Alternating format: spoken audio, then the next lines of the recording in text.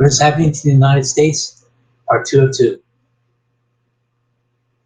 This is a solution to this question. A solution to this question. What is happening to the United States? This is a solution to this problem. I would be driving along in my car or riding along on a trolley car and see these monuments or memorials, as I would call them, on the streets of Philadelphia. They consist of stuffed animals and crosses that signify people, young people, who have been shot and died. Drugs played a role in some of those deaths. I would also read a newspaper or look on the internet.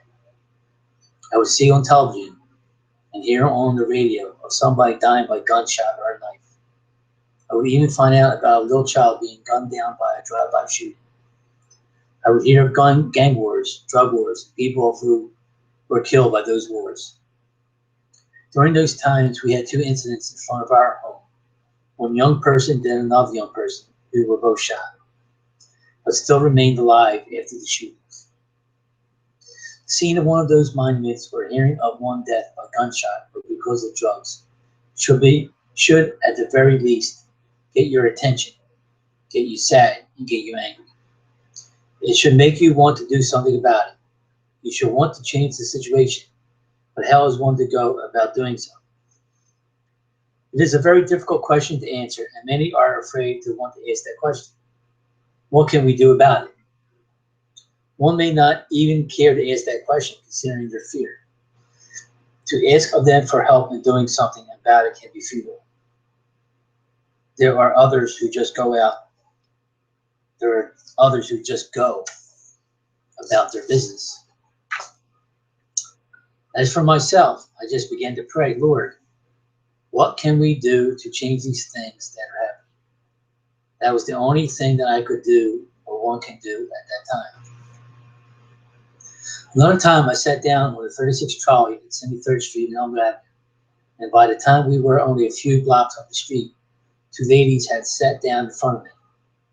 First words out of their mouths were stories about 2 people who they personally knew, were killed by guns. The first woman told somebody that she knew was killed on that Saturday, and the other woman told of somebody that she knew was killed on that Sunday, 1 2 days before our trolley arrived. In 2011, the place where I work at night, a co-worker of mine named Earl, who I consider a friend, had a brother who he loved dearly, shot in the head only 2 blocks away from his home and died. When he told me of this, my heart was hit hard with that news. My heart sank. Total compassion came over me for him, for his mom, and his family.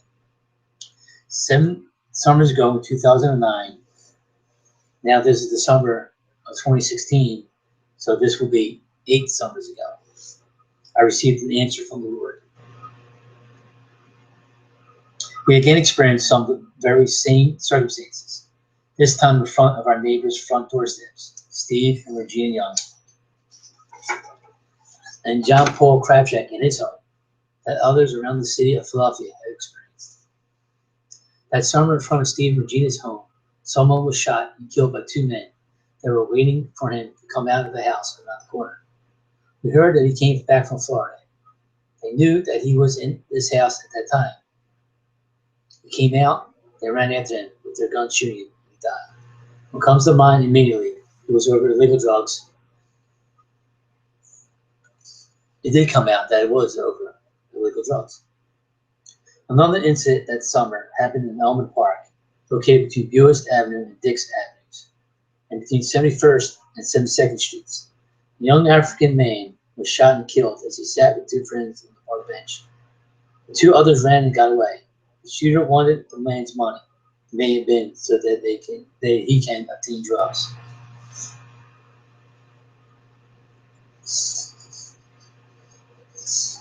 My wife for a long time had been saying that we should move into New Jersey.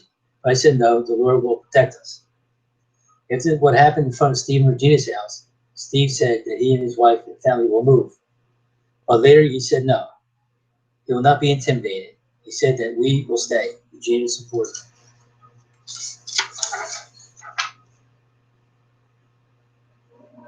To go back a bit, John Paul Krafchick, who is a great roofer and construction man, he was taking down wooden steps in front of my house, put newer wooden steps down. While taking the wooden steps down, he found a bullet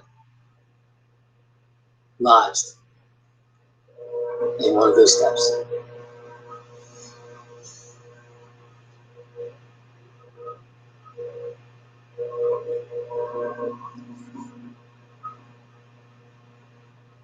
I said to Steve and Regina, we are Christians. We believe in Jesus Christ, the Bible, and we believe in praying. Let us take the Bible and prayer to our street corners and ask God to bring change to our neighborhood, remembering to confess our own sins first.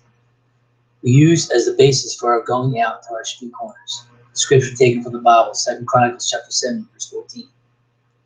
If my people who are called by my name will humble themselves and pray, seek my face, turn from their wicked ways, then I will hear from heaven, and I will forgive their sin and will heal their land. Since we have been bringing our Bibles and our prayers to the street corners, 73rd and Buick, and 2nd and 6th Avenues, we actually stopped doing that because the bullets had stopped. And the success has to, how you tell your success, it has to do with the longevity or permanency of such things.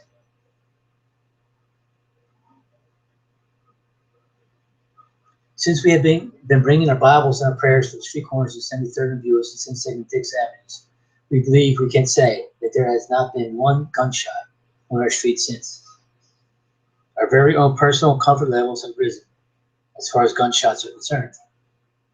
On my day job, a young man named Jeremy became my supervisor, explained to me how his street that he and his family lives on had been having much trouble, which made he and his wife and children very unsafe. They couldn't go out and play in front of the house. I then proceeded to tell him of the ministry that with the help of the Lord I had to my street. A few neighbors and I on Saturday mornings at 8 o'clock a.m. will go to our street corners, reading the Bible and praying in Jesus' name. Since we have been doing that, the gunshots have stopped. Our comfort levels have been raised. The same could be for your street, I told him. I went home to tell my wife that we should tonight pray for a situation during the family devotion, which we did.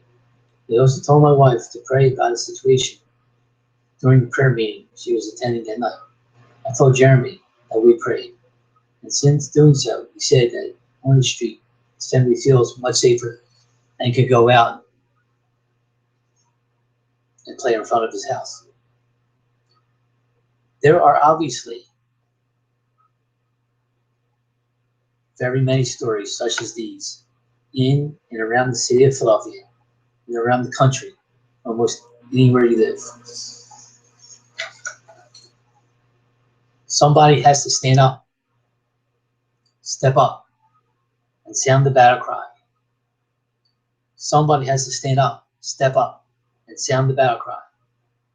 Who will go forward with me in the battle? Who will go forward with me in the battle?